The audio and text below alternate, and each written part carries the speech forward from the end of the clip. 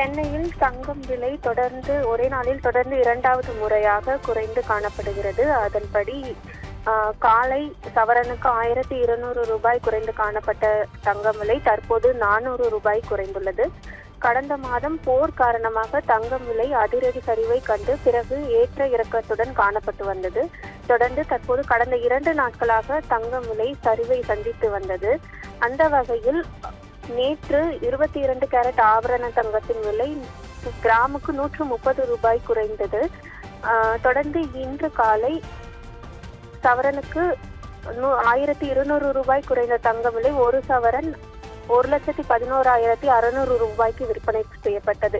இதன் தொடர்ச்சியாக மாலை இரண்டாவது முறையாக தங்கம் விலை மீண்டும் குறைந்துள்ளது. அதன்படி சென்னையில் ஆபரண தங்கத்தின் விலை சவரனுக்கு 400 ரூபாய் குறைந்துள்ளது. அதன்படி ஒரு சவரன் ஆபரண தங்கம் 1,11,200 ரூபாய்க்கு விற்பனை செய்யப்படுகிறது.